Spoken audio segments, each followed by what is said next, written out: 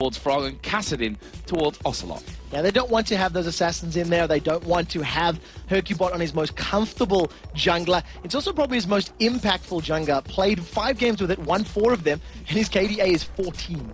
14. Yeah. So that's fantastic. That's kind of ridiculous statistics, to be honest with you. 14 KDA playing with that on, which is just incredible. He is actually the top KDA player right now. Just behind him is Candy Panda. They've actually got the bang on same at 7.4. So from last weekend's performances and this weekend's performances, they have shot up the rankings. Candy Panda was there last weekend. Hercubot from then till now has jumped up 3 spots from 4th to 1st in KDA. And then of course 3 members of Gambit rounding out the bottom 5. So, picks coming in then. Lux was the final ban, by the way. So, 3 bans all aimed at Froggen in this game. They let Thresh through, though. And that is going to be played, of course, by Crepo this time around. Elise and Nasus, which you would expect after, you know, what we've been seeing recently, of course, the Nasus in the jungle, and that Elise to go down towards Nif in the support role. Yeah, so he's probably going to get his comfort pick, which will make him very, very happy. In terms of AD carries, Varus is still available, as is everybody else, but so are the likes of Zed, Kayle, etc. So we know we've been seeing a lot of Zed being played by Wicked, so that's definitely a possibility. In terms of junglers, we have been seeing Snoopy run Volibear, so that's a possibility. Alternatively, he may consider going for something like Nautilus, which is what he did fairly recently as well. Well, it will be that Varus locked in with Zed, so Yellow Pete's in there. Zed, of course, could go to Wicked in the top, but also could end up with Froggen in that middle lane as well. SK here, probably going to pick up an AD carry in this round. I would expect since they got last pick that they'll leave their middle champion for last. So AD carry in top lane. I was about to say Ashe because it was paired with Elise last time, and maybe even Renekton in the top lane. How can we forget Shen? Kevin's Shen performances have been so good. Played him 4 times, only won 2 games with him at the moment, but he's a very, very solid Shen player. The global presence that it's going to offer you is very, very good. And we might expect the 1v2s as well. I still remember Elise and Ashe going into the top lane, and we actually see Nif picking up, I think it was 3-0-1 with that Elise the first time we've seen it. Yeah, incredible play from him in that game. Let's have a look then what EG are going to round off with. We've got the AD carrying support with Thresh and Varus. We've got Zed there, which could end up being with Wicked, could end up being with Froggen. But I think Froggen's going to go a little bit more standard here. I think he wants to beat Ocelot for one last time this season. So again, we find SK Gaming leaving that last pick to a counter pick. They do this every single time. I'd have to actually double check, but I believe the vast majority of their games have been them securing that last pick counter for their opponents. If Malzahar is locked in, this is going to be Renekton for Wicked in the top lane, Jungle Malzahar for Snoopy. Again, he's gone back to his A to Z of jungling. And then, of course, in the mid lane, Zed for Froggen. Yeah, Froggen having Zed in that mid lane. What's Ocelot going to finish off with here? He's Kassadin not available to him this time around. Kayle, of course, is up there. And against Zed, makes perfect sense. Yes, it does. It makes absolute perfect sense. The one thing that I would like to keep my eyes on is whether or not Ocelot can get his interventions off. To be very honest with you, his timing on that ability is a little bit shaky. Many weeks ago, we've seen him playing a couple of games. I might even have been against Dragonborns. And I distinctly remember him missing 2 or 3 of them in the river. Earlier this weekend, he was playing, and to be fair, he was stunned or taunted, or there was crowd control effects which were affecting his intervention, but it is an ability which he does tend to miss fairly regularly, and we'll see whether or not he can make it work this game, because if he misses it against either the suppression of Malzahar or the death mark of Zed, it will cost him his life. And we have seen, as I said before, that Malzahar once already played by Snoopy that time around. It didn't win the game, but it didn't look too bad, to be honest, that Malzahar. I was fairly impressed by it because of the way Snoopy actually handled the champion. He didn't put any points into his W, the pool on the floor. He was maxing out the Q and the E for the dot and for the silence. And he timed his ganks very, very well. His Voidlings have got 2 stages of growth. After 7 seconds, they'll mutate once, get some additional attack speed and damage, etc. Then after a further 7 seconds, they'll mutate a second time. And he was timing his ganks so that they would just mutate the second time and then go in there with the suppression and the dot and allow his Voidlings to tear apart his opponents. So we'll see if he can replicate that this time around. But I feel like there's a lot of HP and a lot of survivability. Elise is going to repel. You're going to have the Crystal Arrow from Ashe, intervention from Kayle. The dog's going to become a giant dog. And of course, Shen's just going to dash away and put his own shield on. and be around the map with that global presence that you are allowed there with the Stand United. So we're going to get into this one here. Last game of the European LCS Spring Split. Of course, it is EG on the blue side against SK on the red side. What can we expect here at level 1 from the setups that we've got? I mean, EG, we've already talked about how they really like to research teams at level 1 and try and counter what you would expect them to throw out there, their normal level 1 strategy. So level 1 for Evil Geniuses, I think, is going to be a little bit weaker than that of SK Gaming. When you add into the fact that you can have the slow from Reckoning of Kale, you've got the volley, which is an AoE, plus that guaranteed critical hit. It's very, very scary to deal with. If EG do decide to go for an invade, they'll have to be very tightly grouped and probably rely on either a stun from Wicked or that chain, the death sentence from Crepo. So we'll see how they play this one out there. Grouped up as 5, and it does look like they're going to move in, but they will walk straight into Hercubot's vision range very, very shortly. Yep, going to get in there. Hercubot, don't think he was spotted as the hook comes in. A little bit off to the left-hand side, but EG have successfully got themselves into the jungle of SK Gaming right now. A ward put down on top of the red buff. That's been pinged right there, so I think they saw that that ward was, in fact, put down by Evil Geniuses. So swing and a miss, but we'll see if they decide to go for it again. Crepo is moving into position. He'll have that death sentence available shortly. In the end, they decide to back away, but it looked like they got that ward, so it did play into their favor. 10 gold. That's what they lead by right now. Breaking the bank. Load of money. Breaking the early bank. level. So start here in the jungle. It's going to be, of course, EG on the Wolves. Snoopy starting in there with his jungle. Malzahar. And on the top side, looks like Hercubot will go for Golems first. And of course, you've got a very sustained build here from Wicked in his top lane. He's gone for 7 health pots as well as wards up there on the top. He's going to be wanting to fend off against Kevin for as long as possible. Both Renekton and Shen have obviously got sustained from their Qs effectively, and they're going to be staying alive there as long as they can, just trying to CS and waiting to become an impact. But there's no teleport from Evil Geniuses, so to counter that Stand United, they're going to have to be in the right place at the right time. They're going to put 2v1 in this middle lane as well. Froggen's going to go up top here. That will be against Ashe and Elise, and we're going to have the Varus Thresh versus Kale in the middle lane, which allows Shen and Renekton to have that 1v1 in the bottom. So Ocelot's going to be able to farm fairly well once he gets 1 or 2 levels into that Righteous Fury. His E, the splash damage, and again, he can control waves from a relatively safe distance. Also, the fact that it's the shorter lane means it's a little bit safer to have that 1v2, but we'll see how well he can CS under pressure as Kevin does taunt up Wicked. Yeah, already bashing against each other for this one. Wicked going very low. He did have that full pots and wards start from this one though, so he's got a lot of health to regen from that situation. Ocelot is going to have a bit of a tough time in this one, of course, up until 6 before he gets that intervention. That's a dangerous time for him. Yeah, very, very dangerous indeed. He is handling himself relatively well, keeping up at least with his sort of opposite number, who in this case is obviously Froggen in the top lane. We do see in the bottom Snoopy's coming around. Wicked, he is going to get the stun onto Kevin. Yeah, but he's already shadow dashed away from that one, which meant that he didn't really see the effects of that stun on him, and he gets back to safety. Snoopy just letting his presence be felt there in that one. So EG already putting down some damage onto this middle turret. Hercubot going to come in and give Ocelot a bit of backup. So we do see a Snoopy still hanging around in that bottom lane, so he's applying pressure to Kevin just to try and give some, some level, some time to Wicked to farm up and try even it out. We also see that the red pot was drank by Kevin in that bottom lane, so he's got that fortitude pot busy, ticking over, and in effect. In the meantime, Yellow Pete and Crepo are shoving down this mid lane turret, and they're doing very well as far as CS goes. Yep, Candy Planner and Nif also applying pressure to Froggen's turret in the top lane, already down to half HP, so that's a nice little start from them. As soon as Froggen comes out, he's getting hit there with the arrows coming in. Kevin, is he going to get baited in here? I mean, Snoopy is, of course, in that bottom lane, or was there. He's now started to finally back away to his jungle, though. So we'll see how this game pans out at the moment, but absolutely nothing separating these teams as far as gold is concerned. And in terms of the solo laners, CS is bang on even here. So a fairly slow start to the game. Wicked is going to get caught out as Hercubot is snuck into the bottom half of the grass, and I don't think Wicked's aware of this. So he's got to be very, very careful. There's no vision and no wards there. If Hercubot gets a good taunt, he may be in trouble. Yeah, and Wicked is actually going to face check straight into that one. He gets taunted up. The Ignite is down. Is he going to fall here? Yes, he is. First blood to Shen.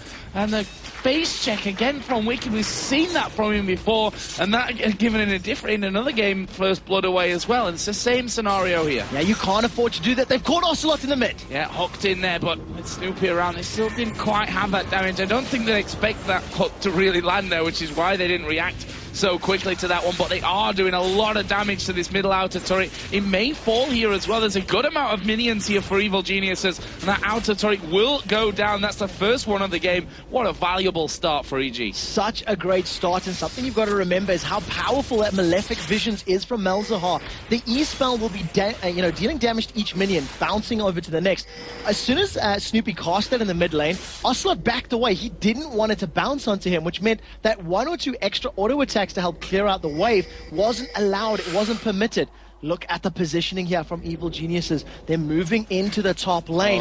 Red buff is there, and they're going to come in behind Candy Panda and Nif. This is ridiculously dangerous now. Nif is in all kinds of trouble. He is going to repel there, but will he get away? The hook lands onto Candy Panda. The flay will knock him back. Both players from SK here choosing to use those flashes. Snoopy going to flash in. Is he going to get the kill? It's Crepo that picks it up in the end. Candy Panda can't really push them back here. Nasus was coming up to help out as well, but in the end, great play out of Evil Geniuses, and they came through the jungle of SK, which is why they didn't get spotted. Candy Panda went down the river to put that ward in there, but of course they went around it. Yeah, they didn't anticipate that at all, especially when dealing with the jungle Malzahar. You almost wait for him to be 6. It was like when you had ganks from Warwick all that time ago. You wait for him to get his suppression before it's very useful. However, in this particular situation, Evil Geniuses land every single ability that they need to, and it was Crepo's Ignite that dealt that final tick of damage, and scumbag Crepo picks up the first kill for Evil Geniuses. As we are used to here, by the way. As Wicked here and Kevin also doing a bit of damage to each other. Wicked came back into that lane after giving up first blood with his face check with a Doran's blade. Obviously, he did start out with a bunch of pots and the pink and green ward. You do see the giant spell actually coming out from Kevin, who did pick up that first blood. So nice boost that he got from that one. On the other side, though, the Sightstone is already there for Crepo, and that's why, with the support getting the kill there, it's not always a bad thing. So this is something that Crepo likes to do. Instead of going for a GP10 early, he believes that the vision is more powerful, so does oftentimes go for that Sightstone, the HP that it gives you, and obviously on a champion like Thresh, you want to dive in there once you land the death sentence. It works very well into your favor. One thing that Snoopy, even though he's got an assist, he is very far behind in terms of CS. He's level 5 to the level 6 of Hercubot, and there's a 20 CS disparity between the lanes, so he's got to be very, very careful with that. We were talking about the Giant's Belt on Kevin. Wicked's gone double Doran's Blade, so that money's been invested into stats now, and it's obviously not going to be upgradable later, so we'll see if Wicked can make that work. Yeah, check between the AD carries as well. Yellow Pete having a better time of things right now. All-star AD carry for Europe, of course, 63 to 51. Vamp Scepter, Doran's Blade boots the speed. On the other side, Zerkree's double Doran's for Candy Panda. There's a blue buff. And actually, it will be given over to Snoopy this time around. Of course, the other alternative to that is Zed, who does benefit from the energy regen and the cooldowns, of course, but to be honest, Malzahar needs it more. That's just how it is when he's in that jungle. Ocelot is going to be coming back to this mid lane as well. Their blue buff is available for the taking. So we'll see how Snoopy handles this, because he's just hit level 6 now, and as you mentioned, blue buff on, so cooldown reduction will allow him to get his ultimate out a little bit more often. When you think about how much damage every single one of his lanes has, the kill potential is very, very good. Blue buff has been started here for SK Gaming, and there's a 600 gold advantage to Evil Geniuses thanks to those very small CS advantages. Outside of their jungle, they're actually winning in CS across the board. But they're going to need to make those advantages stick by picking up a few more kills and taking control of the game. Yeah, we see the Vamp Scepter coming in as well there for Zed up until now. And Ocelot going to be headed his way up towards that Nash's too. But Crepo and Yellow Pete have both come down now into this bottom lane. Looks like they're going to be hunting for turret number 2. Not a lot that Shen can really do against 3. So this is something that we've seen from Evil Geniuses earlier today as well. When they were playing against the Wolves, they played the map very, very well. They controlled the towers, they controlled the engagement. So I really, really like this particular, push strategy from them. They've caught out Kevin, a little bit of damage down. So they've got 2 towers to the 1 of SK Gaming. It's obviously just going to give them all of that pressure across the map, especially now that they have positioning for Dragon. Yeah, and look at that, pushing that bottom lane right up on towards that inner turret. We do have Nasus there to help cover, but 3 men there for EG. Make that 4 as Snoopy comes down for the middle. He doesn't have Smite available, but they should have enough damage here to take this one away. No vision in the immediate area by SK. Looks like this is going to be the Dragon for EG. So immediately, this is something that we see it's a little bit different here from Snoopy. He's put a single point into null zone, the W, and that's going to deal percentage HP damage. 4% of their maximum health per second. There's obviously a cap number when dealing with monsters, but it does mean that they can shred Dragon down very, very quickly, and obviously use that to help ensure it gets taken safely. So well played to EG. As far as objectives go, they're firmly in the lead. We see Candy Panda and Nif actually pushing that top turret very heavily as well. Froggen going to come back in time to deal with that threat. He's currently ahead just about of Ocelot when it comes to the current CS totals. Ocelot has now got that Stinger finish, by the way, that we were talking about earlier. So that's going to help him at least, you know, CSing on the bottom lane.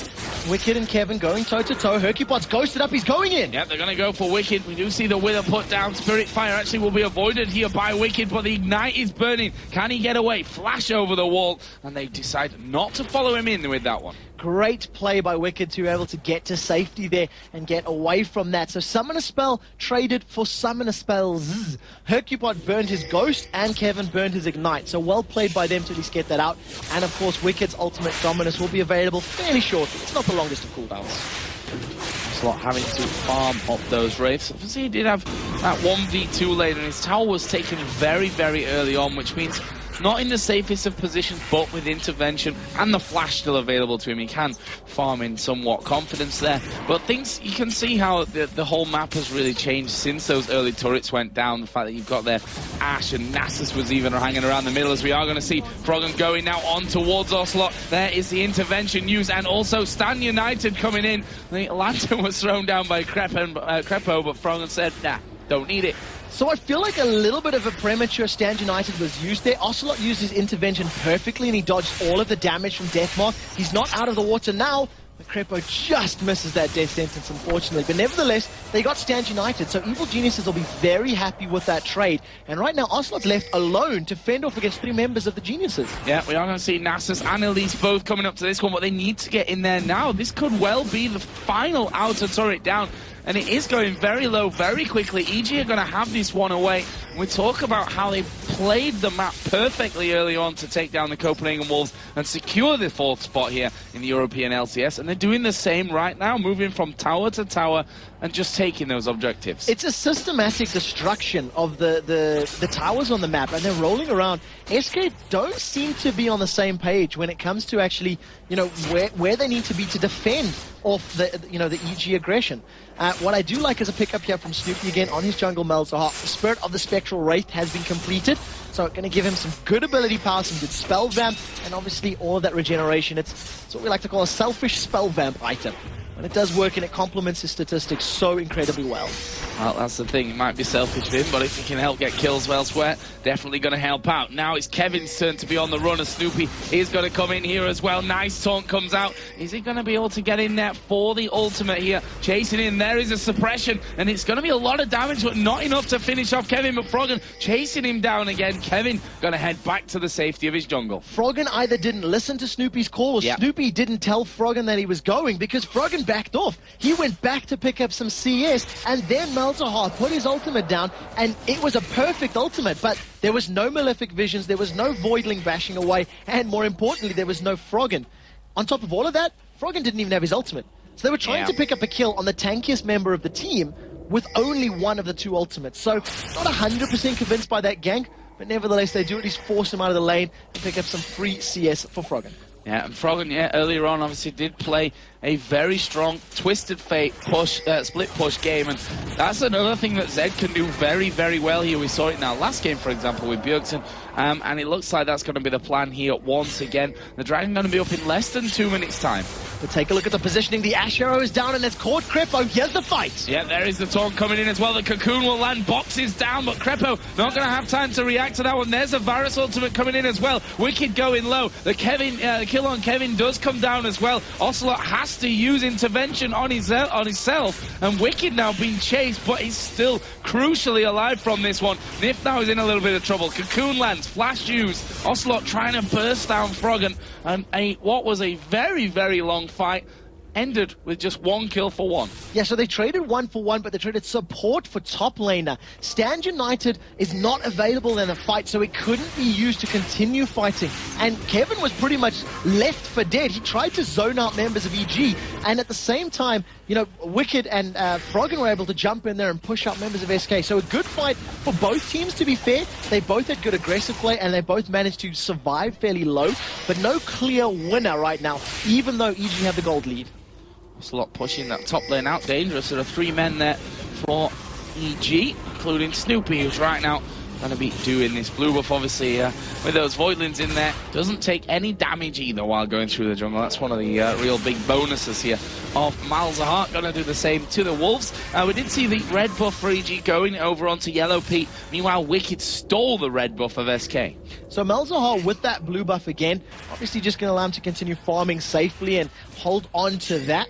We'll see whether or not those red buff steals become of any importance once the next team fights break out. For the time being, in that particular engagement, Yellow Pete again had great positioning. For a moment, as EG were backing away, I thought he was going to be in trouble. The Ash Arrow has caught him out. Yeah, cleansed away, though, by Yellow Pete, and will be saved by the Lantern. And that's, you know, apart from the hooks, that's one of the big advantages of having this Thresh. That Lantern comes in handy so often. Yeah, it's really, really powerful for saving your teammates. That's 2 for 2 as far as arrows are concerned for Candy Panda. The last time we've seen him running Ash, I had to call him out. He missed 1 in a 40-minute game. So I was not very impressed with that, and we'll see whether or not he can maintain the 99% accuracy that he had from the previous game. Well, Spider's thrown in here as those wards put down on top of a ping, which quite interesting there because the ward was cleared previous to that one as well. As Froggen and Kevin going to go head-to-head here. Deathmark going to do a lot of damage onto him, but Froggen is coming out not on top of this one. It's all about Kevin, who got blocked a little bit there by the minions. Wicked is coming in around the side, and Kevin will actually back away from this one without going down, but also Froggen, with that presence of Wicked, was saved. So Froggen does not have any armor penetration right now, which is the reason he couldn't burst down Kevin. But they traded back and forth, and that actually bodes pretty well for Froggen because he was dealing well with that very tanky Shen. Now SK Gaming have position and numbers advantage on Dragon. They've got it very, very low, but EG are thinking about a fight. Nicely done by SK. They're going to take that one away, and that brings them to within 2,000 gold here of Evil Geniuses. A game which for SK, it's more from their point to prove that they're worth that 3rd place that they've got wrapped up for this season and not lose to them the 4th place team in this final game. Yeah, and remember that they've got a 2-1 heads-up record with Evil Geniuses, so they've done it before, and you know, if you go on historical evidence, they should be able to do it again. In terms of that Dragon engagement, we had a great cocoon from Nif to zone out EG. Yellow Pete and Crepper were sort of, you know, inching forward, edging in view, and all of a sudden this cocoon comes flying out, and they're like, well, you know, we're not really fans of spider web, so we'll let you have that one. So well played by SK, and kept it within 2k. They've stunned up Snoopy, and there's the Ghost. Yeah, well, that's a great ultimate coming out of Yellow Pete, but is it going to be enough to save Snoopy in this one? No, but the Lantern will be. The hook comes in onto Kevin. Suppression for a half mile there across the map. Well, Hercubot is going to die. It's Froggen that picks that one up. He's going to keep going in here on towards Kevin. The death mark is down, not enough, and a great cocoon from across the side there from Nif will save him. Well, that was an amazing turnaround from EG without the Varus ultimate coming and landing in there in the right position, and you know, Snoopy's ultimate suppression there coming in as well. That would have been a different fight. Man of the fight was that Chain of Corruption, completely shut down that SK advance. They're a team that needs to run in. Even more importantly, Stand United was on the back of Hercubot, so when he got rooted in place, that meant Kevin got rooted in place. We've seen another save from the Dark Passage, pulling Snoopy to safety, and he responded instantly by locking up Kevin. So great play from EG. They're going to need to be a little bit careful because if Snoopy gets into this mindset that he can just use that Nether Grasp on Kevin's Shen every time, Candy Panda and Ocelot are going to have free reign to deal damage in a team fight. So we'll need to watch how that goes, but for the time being, it's working out for them. Let's talk about the items between the AD carries while we're on the topic of Candy Panda. BF Sword, Pickaxe, Berserker Greaves, Double Doran's Blade. Already the Blade of the Ruin King in there for Varus with the Berserker Greaves and a Pickaxe as well. So the Blade of the Ruin King is going to be doing a lot of work onto the likes of Kevin and Hercubot because of the fact that they are obviously building HP and they're fairly naturally tanky champions. On the other side of the coin, Ashe is going to be tearing through Malzahar, Zed, Varus, and Thresh because he's Candy Pan will eventually have that Infinity Edge. So you've got two very different builds, but when you consider that it's Kevin and Hercubot as the scary frontline champions that Varus has to deal with, it makes perfect sense. There was a Hawk Shot coming out from Candy Pan, and they knew that they were actually coming in the jungle. I think a Hawk Shot was more to scare them away there, thinking, oh, we've been revealed, we better back off from this one and not challenge for that red buff, which Candy Panda did take down there in the end. So, 3,200 gold lead is what EG have right now. 4-1 in turrets. They've already taken that middle inner turret down there. We can see the difference between the different lanes there. Actually, the top lane is ridiculously close with just a 130 or so difference between them. Middle lane 7,000 to 5,200. That's mainly due to Froggen's 2-0-1. And of course the 40 CS that's thrown in there. Yeah. And of course the dragons, the towers, etc. So all those objectives are going to play into his favor. But at the moment, Froggen has not blown anybody up. I mean, if you think about the Zed play in the last 20 minutes, he tried to go toe-to-toe with Kevin. He couldn't make that work. He does now have a Last Whisper, though. So that's definitely going to help in those particular engagements. We have as many towers killed as we have champion deaths in the game right now. This is a game of strategic chess, and right now Evil Geniuses are moving their champions into play to catch out the Surgeon. He's about to run face first into Thresh, and we'll see whether or not EG can chase him, because he's being super cheeky and just running through the river. I was going to say, if by face first you mean not at all, then you're definitely right with that one. Shen doing a great move to get off around the side. Due to that ward that they had up there by the red buff, saw them coming. Kevin gets to safety there with the rest of his team in that middle lane. Really nicely done. Candy Panda is pushing the top lane out as well, something that EG will have to reply to here shortly. And you can see that they're already starting to head north up the river. So Kevin, being the ninja, he just avoids detection like only ninjas can, does a big loop around, goes back to the bottom lane to carry on farming and split pushing. But what we do see is the Evil Geniuses starting off a relatively early Baron. This will be the third earliest Baron if they succeed, because Fnatic got one in 15 minutes, Gambit got one in 18 minutes. Instead, they go, maybe this isn't the best of decisions, to back away quite wisely. But look at the vision for EG around that Baron pit. It is very clear that this is an objective they would like to challenge for. Yeah, it certainly is. The wards as well in there, including that pink at the front, will allow them to clear things out, but it's still very risky this early on. Always is going to be.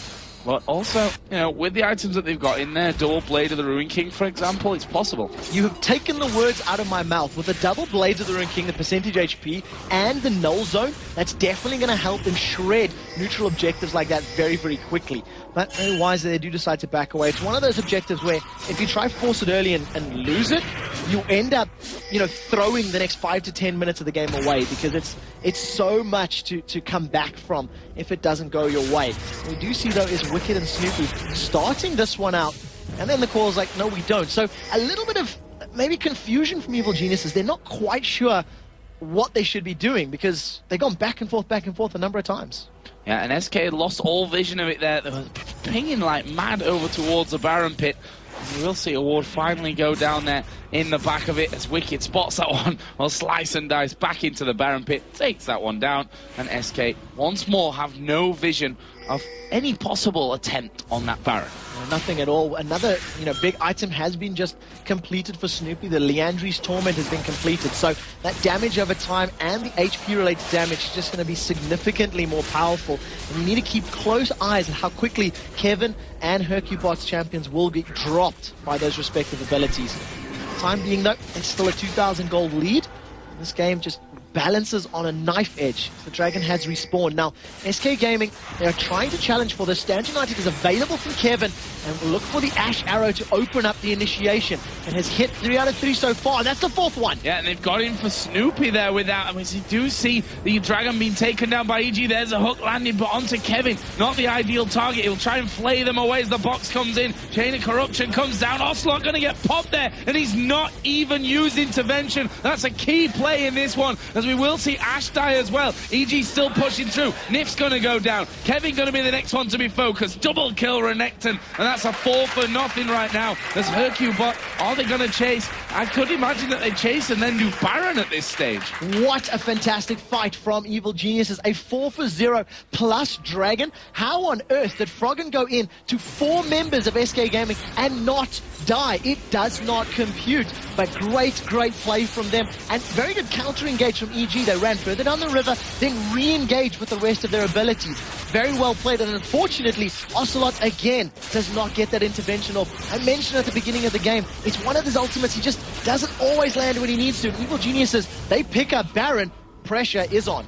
Yeah, and that would have prolonged the fight, but the fact that it was so one-sided tells me that intervention in the end might not have made the biggest of differences, but certainly would have prolonged things and have had a slightly different outcome to it. It's allowed not only those 4 kills to come in, but more importantly, that Baron, a massive chunk of gold to spend for Evil Geniuses who have just gone home. Let's run through some of the purchases here from that pickup. We had, let me have a look. Last Whisper picked up for Varus, Locket of the Iron Solari, and the Sightstone upgraded to Ruby Sightstone coming out of Crepo. And just a needlessly large rod for the jungler of Malzahar. You know, no problem, bro. The magic damage that's coming out from him is going to be very scary indeed. You don't have a traditional tank outside of Renekton. He hasn't built DPS just yet, but you've got 3 very scary damage threats. And what I like about this composition, and you know, teams that run sort of AP Zyras, is that the longer the game goes, the scarier the team comp becomes. SK, however, have got 4 potential damage threats because Elise can do a very similar thing. But SK are simply not at that position just yet. They are way behind in gold and global objectives, and that is why they simply don't have as many big items completed. Absolutely correct. So we're going to be getting the blue buff here. As Evil Geniuses with that Baron buff on, you know, expecting to see a very typical EG thing here, which is go completely tutorial style. Kevin in this bottom lane is in a lot of trouble now as the Deathmark explodes, takes half of his health away. From not quite got the damage to finish though. Not quite just yet. Even with the Sunfire Cape and that Giant's Belt, it's going to be enough for Kevin to stay alive. Froggen landed a lot of good damage down, but it does mean that they can take this tower for free, forcing Kevin out of the lane. That's effectively Kevin's lane. He wants to split push. He wants to just go down there, and it couldn't happen. Crepo just puts the ward down, but you can see that Nif is going to be able to just remove that. Pink ward is down. They're going to clear out the vision. Look for a death sentence to land. Deathmark is not available for Froggen either, so that's a very critical ultimate not available to be used. We are seeing Ignites coming up across the board. Ghost will be in there soon as well as Nif going to get jumped on from this one. He actually will repel. He had the intervention on him there as well. As soon as he comes down, he catches the arrow out of Yellow Pete. And that is another kill on the board for Evil Geniuses. But more importantly, that Cocoon out of play for SK now. Yellow Pete drawing that composite bow to full power with his Q-piercing arrow and just blows up Nif the second he lands. They get the first inhibitor turret of the game, and SK are nowhere near. They're not even going to challenge for this. This is a free inhibitor. Evil Geniuses have just got themselves a 10,000 gold lead. They still have Baron buff. They have an inhibitor down, and they now have complete control of this map. Yeah, rest of SK backing off, but EG, they've got gold of their own to spend from this one. They've got minions to push up middle. Top lane is quite heavily pushed down as we see the Hawk shot just revealing a little bit of the area there for Evil Geniuses. Let's have a look what they go home to buy this time. We now have a 304 for Froggen, 105 for Yellow Pete. There is a Randuin's Omen added in for Renekton. We did see a Bulwark, by the way, being picked up earlier on by Nasus. So that's definitely going to help SK out a little bit, but I have to feel that once these items start coming in even more, it's going to be bad news. It's still 1,000 gold for Froggen to spend as well when he goes back. You've also got to remember that Runic Bulwark or the Aegis of the Legion has not been picked up by Evil Geniuses just yet. So as the game goes on and that damage becomes less likely to just insta-kill someone, that's when there's those aura items are going to become very important. But the Randuin's Omen on Wicked is very key for keeping Shen and Nasus and Ashe out of the fight. Slow their attack speed, slow their movement speed. Don't allow them to get in there and to control the pace of the game. But with super minions in the bottom lane, it alleviates a lot of pressure from the Evil Geniuses. There is a static Shiv actually picked up by Candy Panda. Going to be clearing out a lot with that, that's for sure.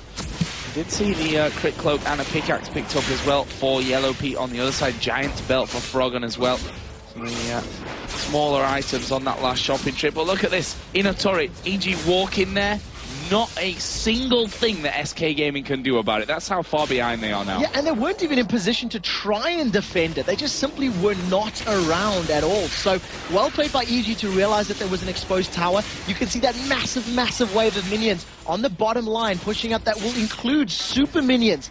Right now, Evil Geniuses are stacked up as 5. Baron has worn off. And you'll just see those malefic visions jumping from minion to minion and see if they can catch some SK members as well. And this is something that SK need to calculate in their defense now. The fact that super minions are coming up, there's a Hawk shot just burnt to make sure that everyone was around for EG. And of course the Hawk shot does tend to be followed by the crystal arrow of Candy Panda. It tends to be how he opens up. Make sure he has full vision and then he lands that ultimate down. With that Baron not being there and with Kevin having Stand United available, they could decide to initiate or start a fight. Right now, Wicked's tanking up the turret just a little bit. Yellow Pete's getting some good damage down. Well, it's actually not all that much. It was only 2 hits, but they'll be working that up shortly. Well, Froggen's pushing the mid lane. It's Evil Geniuses right now, because SK, they don't really know what to do.